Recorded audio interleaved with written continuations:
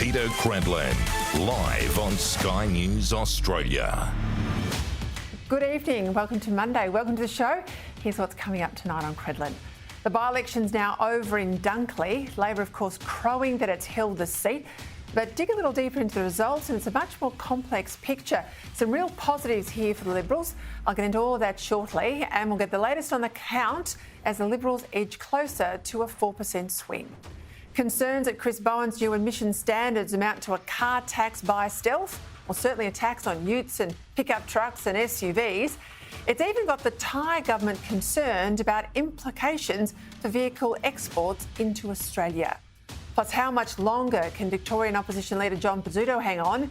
With high-profile departures from his office over the weekend and growing disquiet in Liberal and National Party ranks.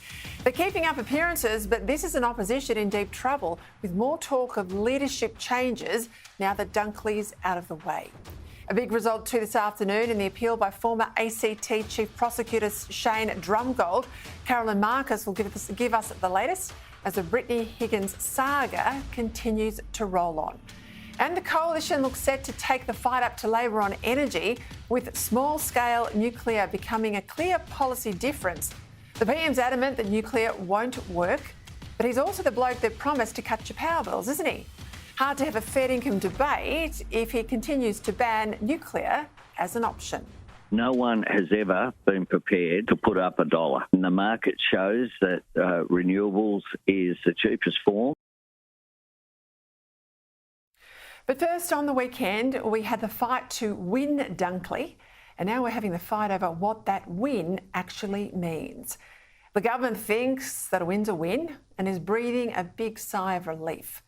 The opposition thinks that a 3.6%, likely 4% swing in a hard left state like Victoria, a swing that would produce an 11-seat gain for the coalition if uniform at a national level, means that the next election will be now a contest.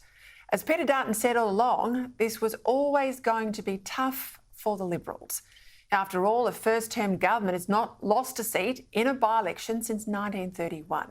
So 90 years of history said Labor would win. And the average swing against a first-term government in a by-election is just 1.7%, less than half the swing the Liberals got on Saturday night. Now, given that Albanese is still a first-term Prime Minister, this is a first-term government, and they've just showered the electorate with cash, albeit via a broken promise, Peter Dutton and his team should now be confident that they can be competitive at the next election. After all, this is a government that's jeopardising Australia's security and our prosperity. It's failing to contribute to the allied strength needed to stand up to dictatorships on the march, whether it's the Russian militarists in Ukraine, the Islamists in the Middle East, or the communists across the Taiwan Strait. And the Albanese government's emissions obsession means your electricity bills are going through the roof. And their union loyalty means that productivity and ultimately your standard of living is going backwards. The strengths of the Liberal campaign in Dunkley were that they had a good candidate in local three-time Mayor Nathan Conroy, and a focus on sending a message to Canberra about cost of living. Personally, I reckon there could have been more of a focus on Labor's coming carbon tax on cars, those emission rules for car makers that are going to make ute drivers subsidise EV drivers, even though most EVs are still actually coal-fired powered cars. Still, Dutton can be reasonably satisfied that his message is resonating with aspirational Australians. As the election analyst, former Labor Senator John Black reported today in the Financial Review, male construction workers and tradies more broadly swung to the Liberals. And despite their extra tax cut, courtesy of Labor's broken promise, families on less than $150,000 a year, well, they also swung to the Liberals. Now, wealthier booths, they went the way of Labor, in further evidence of the global tendency of poorer people to vote more and more to the right, and richer people to vote more and more to the left. Although in a positive move that I put down to its rampant anti-Semitism, the Greens lost a good whack of their rich voter support. And that's likely to hurt the Teals more than anyone in the well-heeled suburbs of Sydney and Melbourne. And in the absence of a strong Green vote on Saturday night, Labor's primary held up in many booths. And the fact too, One Nation and Clive Palmer, they didn't run in Dunkley. They'd earlier run in the 22 general election, but they didn't run the by-election. And that meant that their block vote, around 8%, ended up with the coalition. But it wasn't just the coalition. A lot of people don't get this, but on preferences, a lot of that Palmer and One Nation vote last time actually ended up with Labor. Around 30% of the One Nation vote came all the way to Labor in preferences, and close to 40% of the Palmer vote went their way as well. Now, in the end, as we know, it was a Labor win, a Labor hold, despite that swing to the Liberals. Now, that says two things to me. One, that Labor has work to do to get back in the game with its traditional voter base, and looking arrogant and out of touch over this modest win will hurt them. Second, Peter Dutton and his team, well, they need to continue sharpening their policy differences with Labor, because elections are a contest and good leaders sharpen the choice for voters. Plainly, Dutton and his team have decided that they really want to take the fight up to Labor over power prices. We saw that today in the media. Reports that the coalition is expected to release a full policy on nuclear energy around the time of the May federal budget. Now, Dutton is right to think you can't beat a first-term government simply by attacking its failures. You've got to show how things would be different and better if the voter was to change the government. Mind you, it won't simply be enough to announce that a coalition government will remove the ban on nuclear power. Voters will want to know what's going to keep their power prices affordable and reliable now, not in 5 or 10 years' time, which is the time frame for nuclear. That said, Labor's attack on the coalition over nuclear is already looking lame. Today, the Prime Minister said that nuclear might work in other countries, but he says it could never work here. Prime Minister, can you see any circumstances whereby you would ever change your mind, as others have, Bob Carr being one of them from the Labor side, where you would ever change your mind on nuclear power? Well, it doesn't add up. I think nuclear power can work overseas and does work. I've got no problem at all.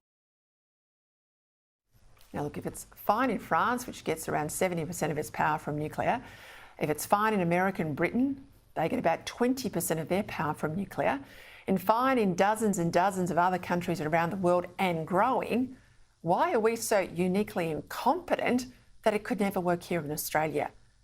Especially if it can work in our nuclear-powered submarines that Labor says it supports. Now, even if it did take 5 or 10 years, there's a lot to be said for clean, reliable power operating on existing coal-fired power sites that doesn't need literally almost half the state of Victoria carpeted in wind turbines and solar panels to deliver the power we will need into the future. For the first time in a long time, after Saturday night, it feels that in Canberra at least, there's fight in the Liberal dog.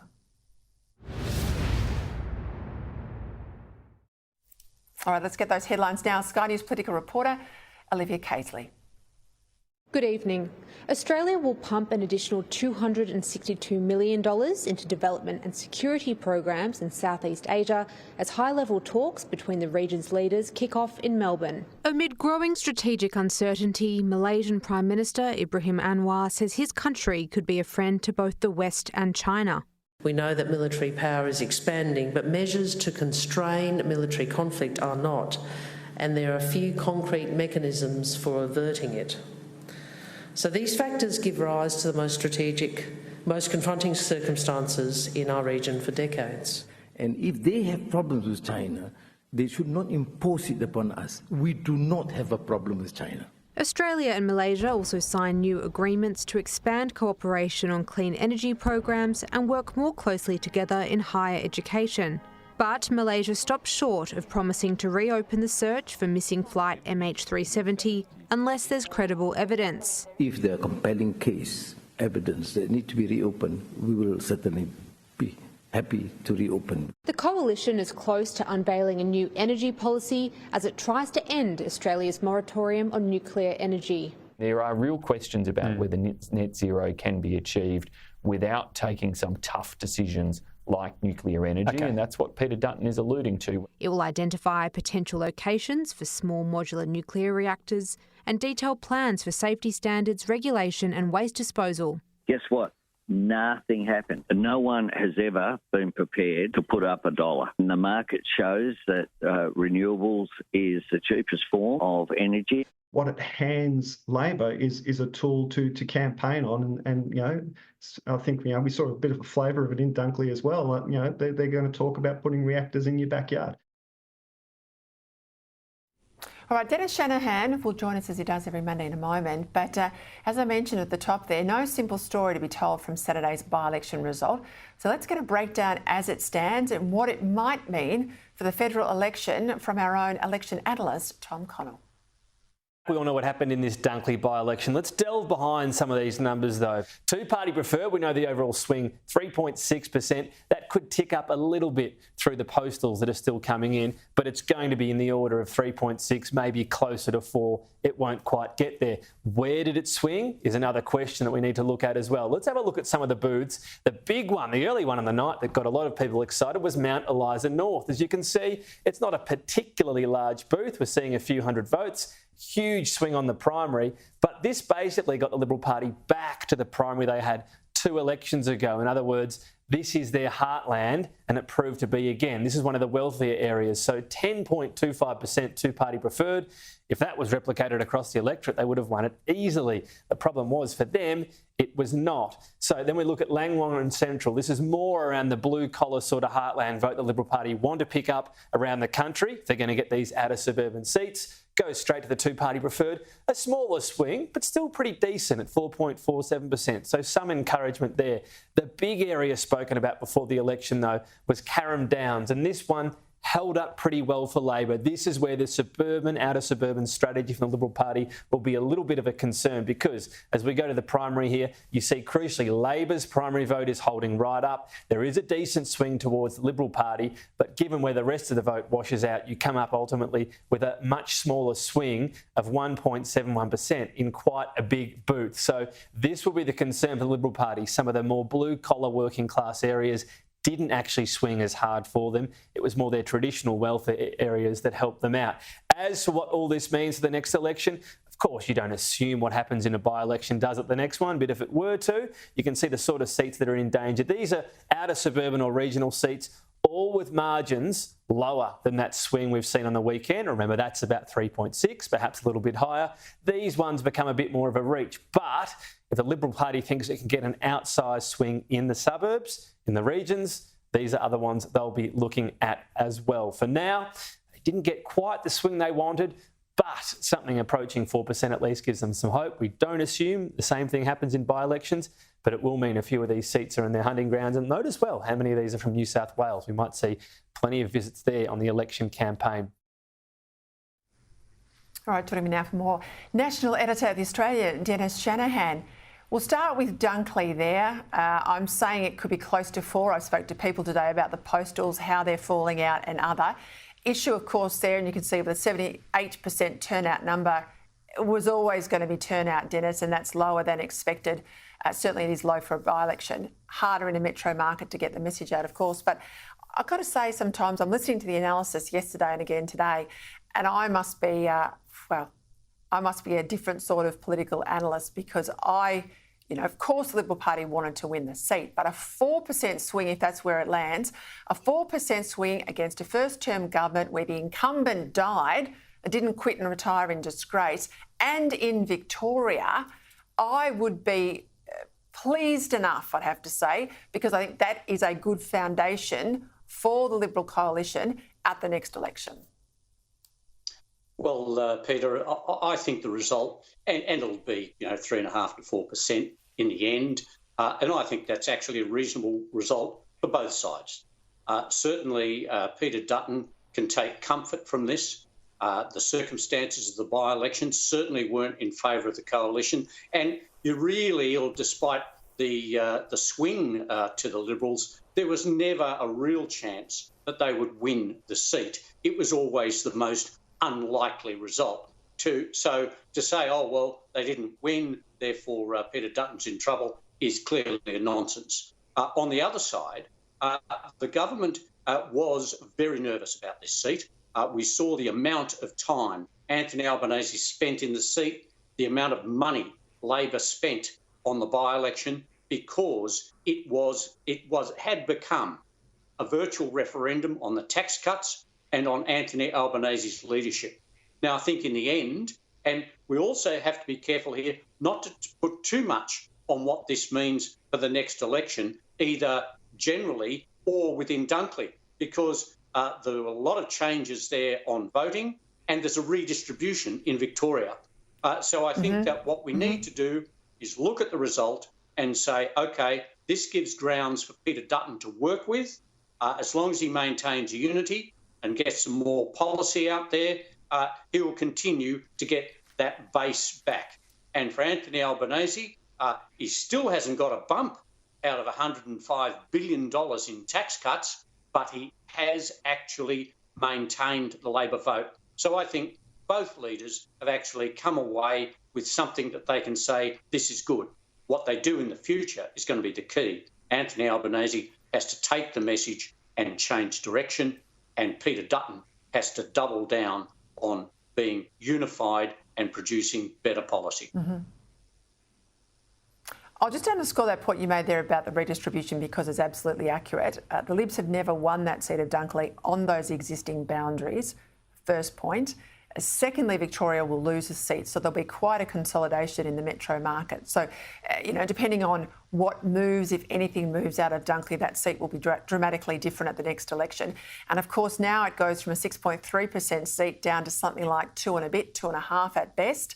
And 2.5 is an absolute hunting ground territory, and there's plenty of them around the country. So I would see that this gives the Libs heart, but it's also a warning bell with sufficient time to change things for Labor to get back to, tin tax, get back to traditional base and deal with some of those issues that are hurting them in that lower income belt in some of these outer regional seats and metropolitan seats.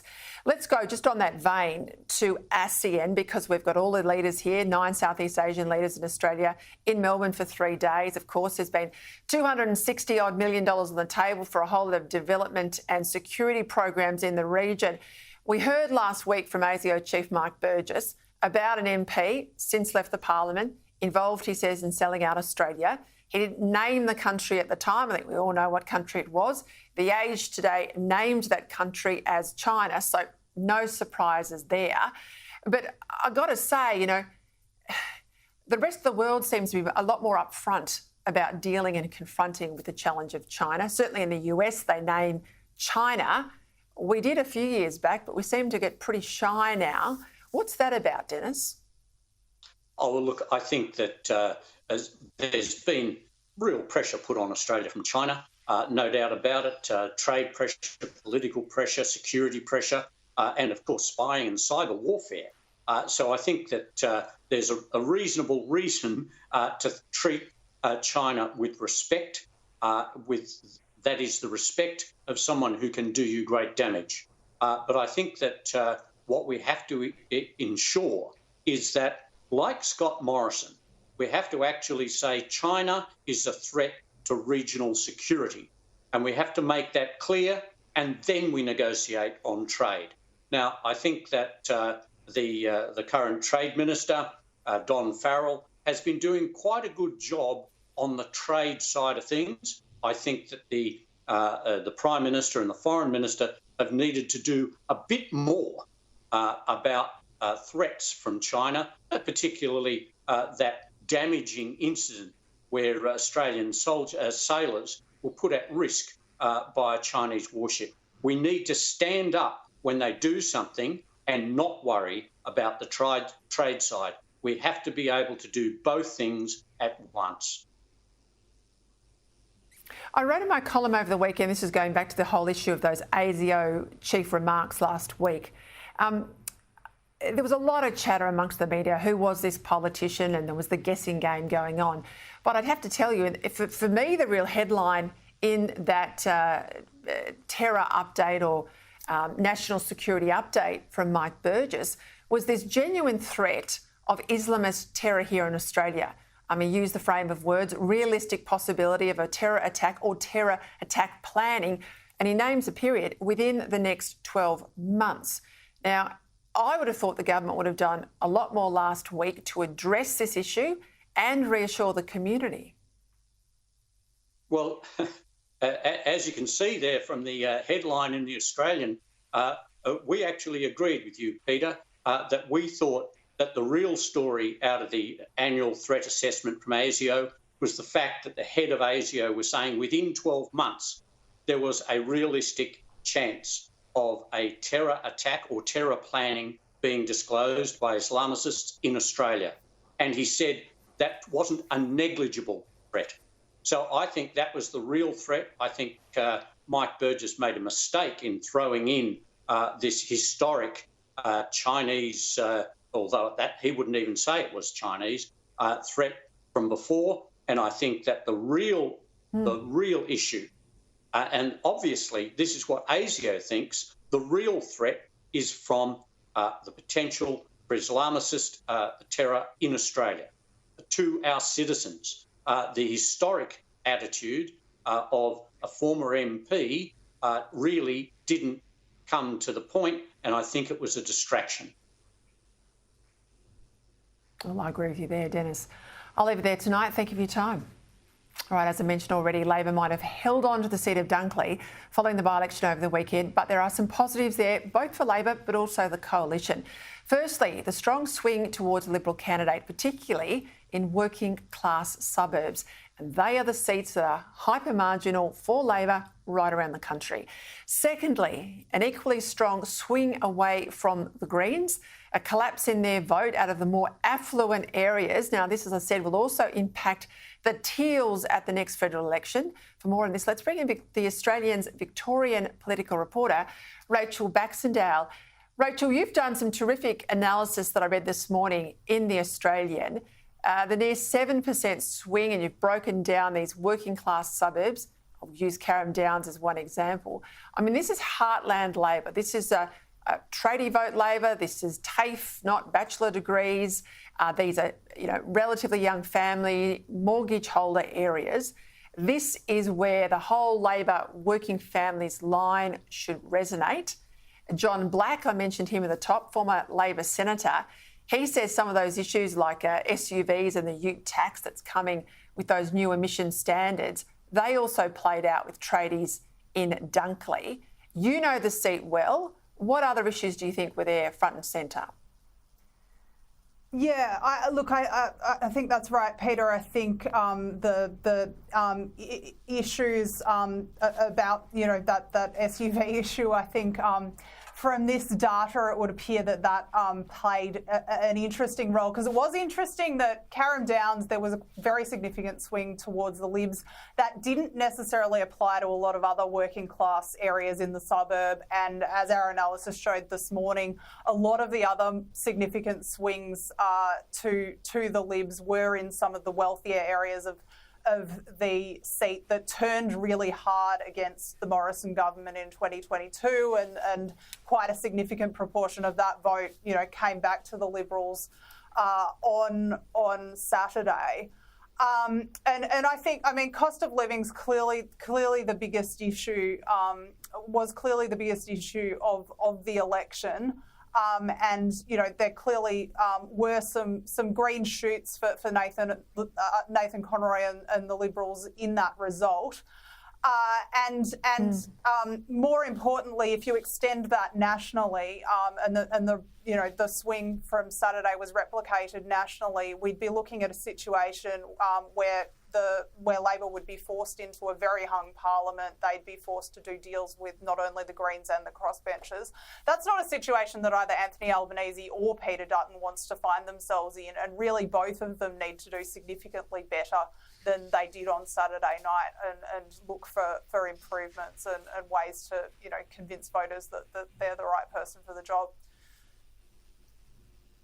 I'm going to get into the Victorian Liberals in a moment, because there's huge ructions there. The moment that the campaign ended in Dunkley, they've just all basically thrown the toys out of the cot and had a big fight on a range of things. But before I do, neighbouring the seat of Dunkley is the seat of Flinders. That's held by a Liberal, Zoe McKenzie. I think almost before we'd left the set here at Sky, she'd posted a congratulatory message to the Labor candidate who eventually won. A lot of Liberals didn't like that. They thought she should have got out there and congratulated her own candidate, Nathan Conroy, first. Words were used like flawed, unforgivable, naive, shows zero political judgment. Fair criticism or not, Rachel? Look, certainly there were a lot of Liberals who were quite upset by it. I haven't had a chance to put this to Zoe personally. To be fair to her, it's not something I've covered personally. But one of the other suggestions that was being put around by Liberals was that she had been asked to campaign asked by the Leader's office, by Peter Dutton's office, to be part of a media event on Friday, and for whatever reason declined that, and they were reportedly quite upset about that as well. So evidently quite a few people unhappy with her. I mean, sometimes a bit of sportsmanship is not such a bad thing in politics, and perhaps that was what she was trying to do. But as you say, I think you have to have loyalty to your own team, and the fact that she was congratulating Labor before she congratulated her own colleague, I can understand why colleagues were upset with that. On the other hand, you do have to sometimes put aside party rivalries in doing your job as an MP, and sometimes you do have to work with the MP in the neighbouring seat. Ironically, Jodie Bellier and Nathan Conroy are going to have to work together now because he's the local mayor and she's the local federal MP. So, there is room for civil relations with your rivals, but I can completely understand why there are some very annoying... I think timing. I think should have left that till the next day. But anyway, we'll see what is made of that. I did notice when she spoke here on Sky on Saturday night, said a lot of lovely things about the Liberal Party. She mentioned Peter Dutton's name once. So your revelation there about the Friday night press conference and a gentle decline, pretty interesting. All right, let's go to John Pizzuto, because he's actually material in all of this, because his Chief of Staff that's just resigned, quit yesterday, is the partner of Zoe McKenzie. And not only is the Chief of Staff gone on Sunday, but also too, as his number two, his head of communications. Now, they're saying out of the Pizzuto camp today, look, it's all right. They only agreed to do a 12-month stint. I would say, from what I know, that is not accurate, absolutely not accurate. And I'm hearing that this is about a very fractious Liberal Party room saying to John Pizzuto, if you want to hang on to your job and it's pretty tenuous as it stands, you need to clean your office up, and they have to go. So whether they fell on their sword, whether they just baldly resigned, or whether they were shown the door, we don't know yet. But what's your read? Yeah, look, I think regardless of how their departures have come about, and there are obviously very strongly conflicting accounts about that, as you've touched on, this is not a good state of affairs for John Pizzuto. He's just lost his most senior members of staff. These were people who were announced with, lots of fanfare. Rodrigo is a Harvard Law graduate and barrister who was legal counsel to Ted Baillieu. And Nick Johnston's worked as a journalist for years. So they were touted as high quality recruits. They're now departing after 12 months. Look, it smacks to some degree of rats leaving a sinking ship. But there is a degree to which some MPs, certainly not all, did attribute some of the problems that they believe exist in the Leader's office to the people who've departed. And I guess all of this just let me jump in there, though. In the context.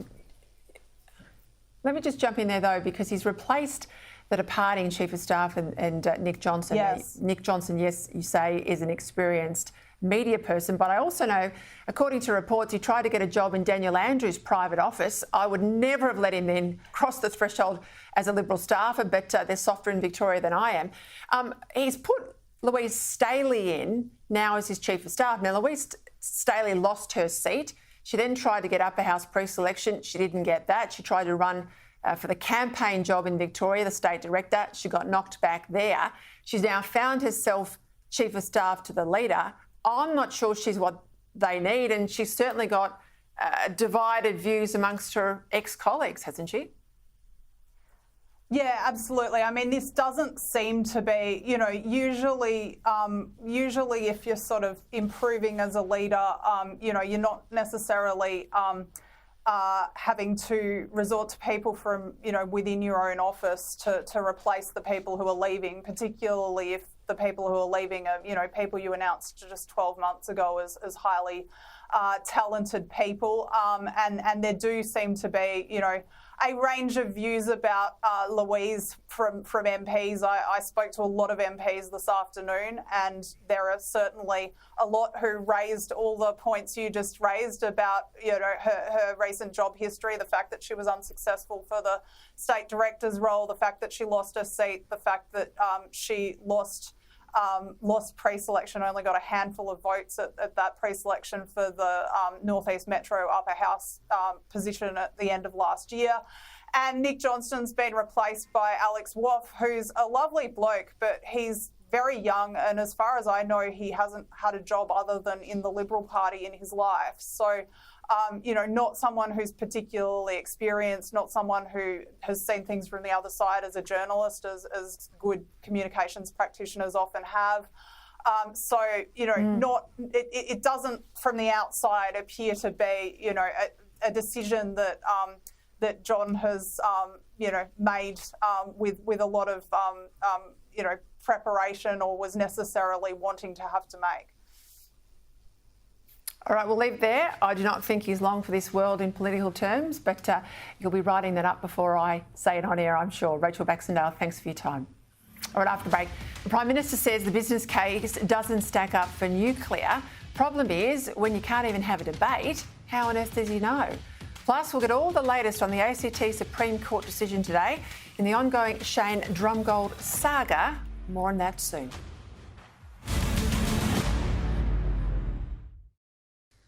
Welcome back. Pressure mounting for a serious discussion about our historically high immigration numbers. Peter Dutton's coalition says it will be a policy change that they will take to the next election as Labor tries to label any attempt to debate immigration as a dog whistle. But first, if there is one area the coalition's really starting to differentiate itself from Labor, that is energy, with a renewed push today for nuclear power to be on the agenda. We've seen how effective the coalition can be in opposition when they attack Labor's flawed energy promises as an economic issue. In the end, it was this approach that sunk the Gillard-era carbon tax. News today that Peter Dutton looks set to announce a suite of practical energy policies before the federal budget in May are encouraging, including planning for small modular reactors. Naturally, though, Labor doesn't even want to have this debate, with the Prime Minister today echoing that hapless line from Chris Bowen that it doesn't stack up. There's no one saying that, hey, we want to invest in this. No one. Because there's a rule that says you can't. No, that's because it waste of a time putting together a business case, wouldn't it? No, but why do you need a rule if the business case doesn't stack up to ban it? Because it doesn't stack up. Well, Will Gooding is absolutely right there. I mean, it doesn't stack up because it's not allowed to stack up. It's banned in Australia. But nuclear power is stacking up in 33 other countries, most of them, of course, doing it without uranium. Joining me now to discuss this, Shadow Climate and Energy Minister Ted O'Brien. Well, Ted, that line from the Prime Minister that it doesn't stack up, that he's never seen a business case, that people aren't, banging on his door to invest in nuclear, well, when it's banned, that's pretty obvious, isn't it? Peter, it is obvious, and if he is so confident, then he should just lift the moratorium and see what the market does. But he's afraid of doing that. I mean, this is the same Prime Minister who went to the Australian people promising a $275 reduction in their power bills. He's refused to have a discussion on nuclear energy, and then, boom, now he's an expert trying to lecture Australians on whether or not it economically stacks up. I don't think anyone takes him seriously, to be honest with you. And of course, his $275 power drop, he now tries to wiggle away from it because he said, you know, we've been hit with inflation, we've been hit with the Ukraine war. Well, he made all of these commitments long after Russia crossed the border into Ukraine. We've got 33 other countries, as I said, around the world doing what we're talking about doing here in Australia. This is, I think, what's cutting through in all these opinion polls where Australians say, we at least want to have a look at this. And Peter, you're right. There are 33 economies right now with nuclear energy, and they want more. And then there are another 50 countries that are looking at introducing nuclear energy for the first time. And we're talking about the Prime Minister. So the Prime Minister is hosting ASEAN nations in Australia this week. Well, I tell you what, Singapore, Vietnam, the Philippines, Cambodia, Laos, they're all looking at the possibility of introducing nuclear energy. I mean, the Philippines, we had President Marcos address Parliament only last week. They, right now, are drafting legislation to introduce nuclear energy. So I look forward to our Prime Minister sitting around the table at ASEAN trying to lecture these world leaders on why somehow they got their economics wrong. These countries, like so many around the world, are introducing nuclear energy or wanting to do so because it gets prices down. It allows the lights to stay on and you can decarbonise your grid. It works in base load, but it can also ramp up and ramp down to load follow renewables. But for some reason, Labor refuses to have a sensible conversation in this country. Now, I know you're not going to announce a policy here tonight. You're probably not going to tell me exactly when you're going to put it on the table. But, I mean, are we going to see something this year? There's talk today in the media that it'll be around the May budget. And specifically, Ted, are we going to see a policy where you are open about what type of technology we're looking at for Australia? Are you open about where you might put some of these small modular reactors, what the benefits might be? Because we know Labor and the left, the Greens in particular, they're going to run a scare campaign.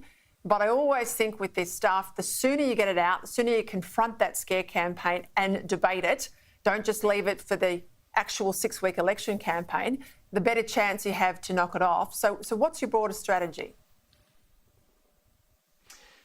Just as you mentioned there, Peter, I mean, it's that old adage, isn't it? You can't fatten the pig on market day. You need to make sure that you are out there and being absolutely transparent. And again, it's one of the lessons I've learned from overseas, and it shouldn't just apply to nuclear energy, it should apply to wind farms, gas plants, solar farms. You have to be open and honest with the community. Otherwise, especially Australians, they'll sniff you out and they'll come after you, and they should, if you hide things. So we have been doing a lot of the heavy lifting, and we will be announcing a policy in due course that shall be open about all the things you mentioned there, because unless we are open and transparent with the Australian people, we can't seriously be asking for their support. I just wish the other side of politics would be as open and transparent about their plans for their rollout of 82% renewables by 2030. Look, I just want to say to my viewers, Ted and I caught up at ARC in London last year and we had a long discussion about energy policy, and I was utterly impressed about how much work you've been doing since the moment you've got this portfolio. So I hope it all finds a landing point, that it gets through shadow cabinet. But I must say, Ted, I'm really impressed, because that's the only way you win, is to have fair income policies on the table to take on an incumbent government. Just before we go, the Thai leader, or Thai government Prime Minister today, says he's pretty concerned about Labor's new car emissions standards. I mean, I think they're basically a tax on SUVs and pickup trucks and utes in this country. But he, I think, is looking at it as an imposition of a new tax on their exports into Australia. How concerned were you to read this? Peter, I was concerned because, admittedly, I've been very focused on the impact of this new car tax on everyday Australians and a lot of small businesses who are the dealers. But reading today, the penny dropped absolutely the impact on some of our closest trading partners. Again, it just demonstrates why those from the left that play big government ultimately create a sovereign risk for Australia. This will be an enormous imposition to the Thai manufacturers, also the Japanese. And that is why we are seeing Australia's reputation across a whole bunch of areas. We saw it, a lot through gas recently. Now we're seeing it through the auto industry. Big government, big interventions, higher taxes equals sovereign risk. Australia's reputation goes down. Ted O'Brien, thank you. All right, let's go to other issues here now. Former ACT Chief Prosecutor Shane Drumgold had a big win in court this afternoon. The judge found it was unreasonable for an inquiry to find he had engaged in grossly unethical behaviour. Sky News senior reporter Caroline Marcus has been following events today and she joins me now. Well, this was a big win, I think perhaps an unexpected win here today. Caroline, what have we learned? Well, it was a big win, and that's certainly what the judge has said, but it wasn't a complete victory for Shane Drumgold. The biggest headline today from this matter, Peter, is that the ACT Supreme Court has found that the Board of Inquiry's finding that Shane Drumgold had engaged in grossly unethical behaviour in his cross-examination of Senator Linda Reynolds during the Bruce Lerman criminal trial was legally unreasonable. So he has quashed that finding. Acting Justice Stephen Kay said that the plaintiff, Shane Drumgold, has had a substantial success and ought to be paid his costs. However, as I say, it wasn't a complete victory for Mr. Drumgold. The judge did uphold 7 of the other findings from the inquiry that Mr. Drumgold was seeking to have dismissed, including that he had engaged in serious malpractice. The judge also found today that Walter Sofronoff KC, who had chaired the Board of Inquiry, had displayed an apprehension of bias due to numerous communications he'd had with the columnist for the Australian newspaper, Janet Albrechtsen. He said that the judge might have been influenced by the views held and publicly expressed by Ms. Albrechtsen concerning the conduct by the plaintiff of the prosecution of the criminal proceedings against Mr. Bruce Lerman. Now, all this relates to the conduct of Mr. Drumgold during the ACT Supreme Court criminal trial in which Bruce Lerman was accused of raping Brittany Higgins in Parliament House. Mr. Lerman has always maintained his innocence, and that trial collapsed due to juror misconduct, and the charges against him were subsequently dropped. You've had a statement, though, this afternoon, haven't you, from Bruce Lerman? What's he had to say? Well, I have had an exclusive statement from Bruce Lerman about today's findings by the ACT Supreme Court, and he told me that in large part the most serious findings against Mr. Drumgold stand, and that's a good thing for the rehabilitation of our justice system. He said Mr. Drumgold destroyed my life because of the decisions and lack of decisions he took with his failed prosecution.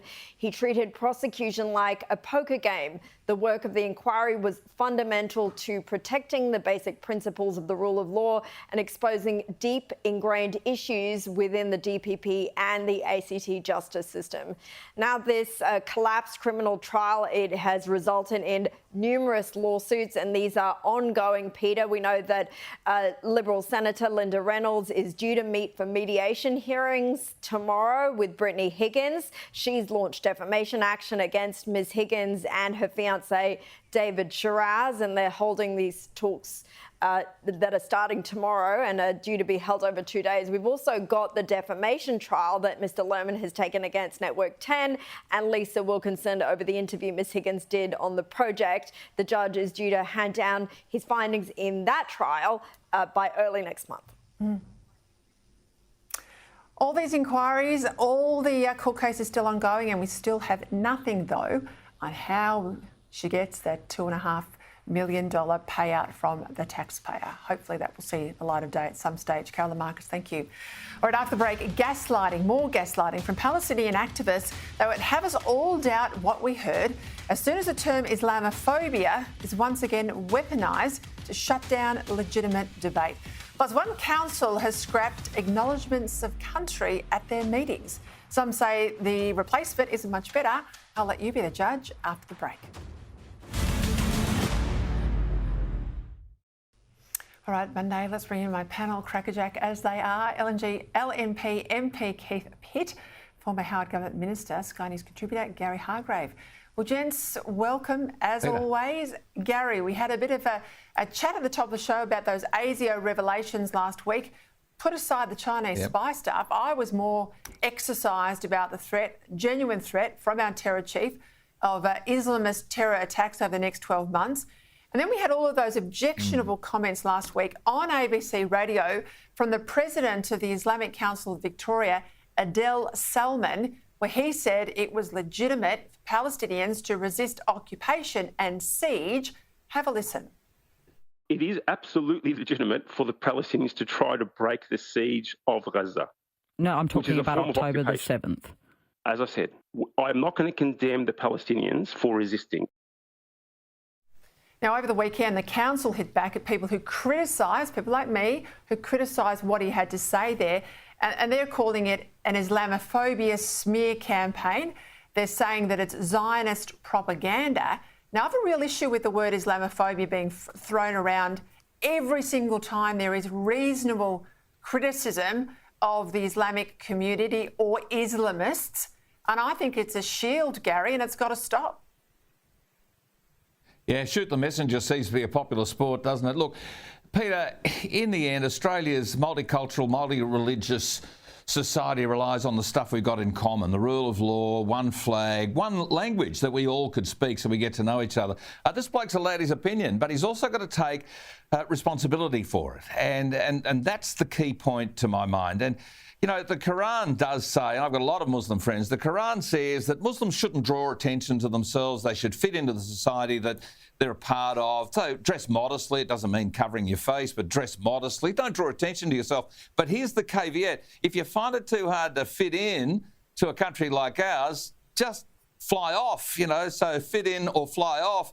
Go to another country. Go to a country where your views may well be the case. Now, that's not Islamophobic. That's actually out of the Quran. And all I'm saying is this bloke's allowed his opinion, but equally he's got to put up with the fact people might have another view. And that's what we do in this country. And if they don't like it, well, go somewhere else would be my advice. Keith, there was a big speech over the weekend in London from the Prime Minister there, Rishi Sunak. He spoke about anti-Semitism at length, but, you know, moral equivalence. He also mentioned Islamophobia.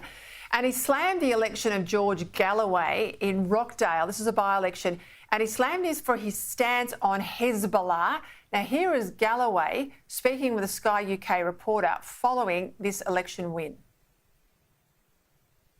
I want you to address some of the specifics that the Prime Minister said about you this evening. He said that you backed Hezbollah. Is that true? I don't know what that means, backed Hezbollah. I oppose Israel's occupation of Lebanon, and I respect the right of people in occupied territory to resist their occupier. I mean, Keith, this bloke has a long history. He, I think, is a very dangerous man, let alone now a dangerous elected politician.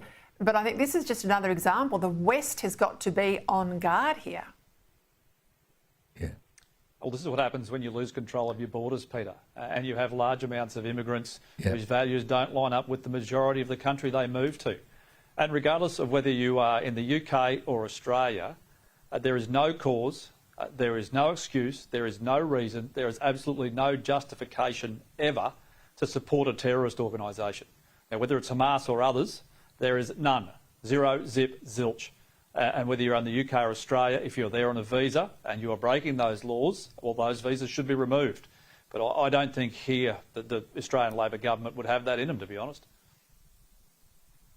Yeah. What about the Narracourt Council, Gary? They're getting rid of their acknowledgements of country. It's gone from all the meetings. Instead, they're going to have a little statement. The statement says, "We acknowledge and respect our complex history. We welcome everyone to build our future together." What do you make of this? They're just desperate for a virtue signal, aren't they? I mean, look, Peter, can they just get on with the business? Can they actually show that they're interested in roads, rates and rubbish and the stuff that councils should be doing? This whole idea of involving themselves in international protocols, because that's what this is. This is an international UN-conspired thing to make anywhere that someone's moved to feel bad about the fact that some Indigenous people might have been displaced in the process.